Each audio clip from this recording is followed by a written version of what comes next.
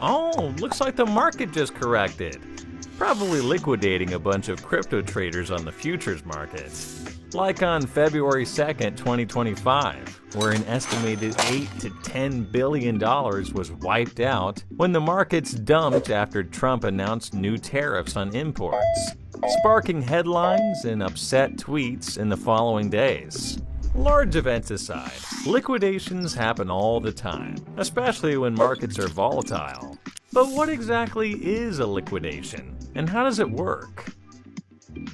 First of all, to understand what liquidation is, you have to understand how leverage trading works. Leverage trading enables traders to borrow funds from an exchange to control a larger position size than the capital they have.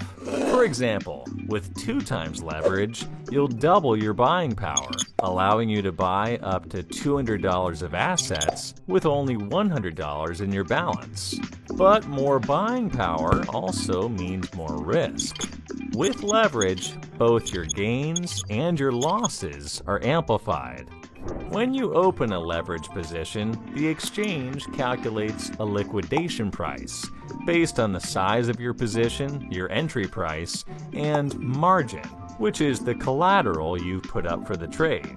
The higher the leverage, the closer the liquidation price is to your entry price. If the market moves against you and hits that price, your position will be forcibly closed by the exchange to recover the borrowed funds. This happens when your account no longer has enough margin to maintain the position. In most cases, you'd lose almost all your balance, which isn't fun. So why does it happen so often? Liquidations usually hit traders that use excessive leverage, where the liquidation price is very close to their entry price.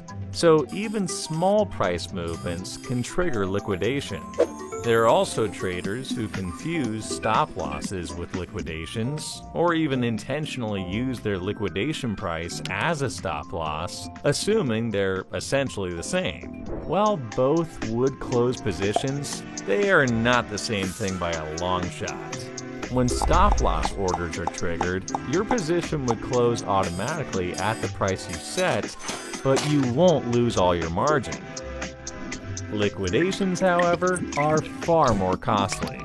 This is because, along with the margin used to open a position, exchanges require a maintenance margin to keep it open, usually around 0.5 to 1% of the position size. If your margin falls below that required level, liquidation is triggered.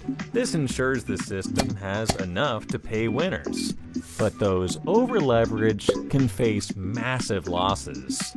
To understand it better, let's compare the two in an example.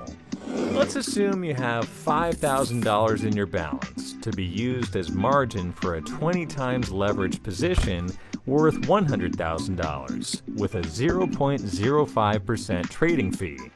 With a maintenance margin requirement of 1%, you need to maintain at least $1,000 in equity to avoid liquidation. If your liquidation price is at $10,000 and price drops to that level, your remaining equity will be under $1,000, triggering liquidation.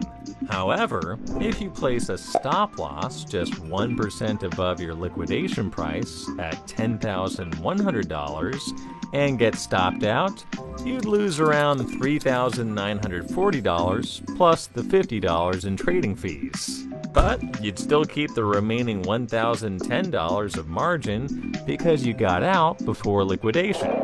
In contrast, getting liquidated at $10,000 will leave you with nothing, as the exchange takes your $1,000 maintenance margin on top of your $4,000 loss. Note that this example, of course, assumes there's no price slippage, where the order doesn't execute at your intended price. When slippage happens, losses may be larger than intended, or you could even be liquidated if the price moves past your stop loss and hits your liquidation price. Therefore, You must always manage your risk by placing stop losses reasonably well away from the liquidation price, using leverage responsibly, and making sure to have enough margin in your account to avoid liquidations. Hopefully after this video you've learned enough to avoid them.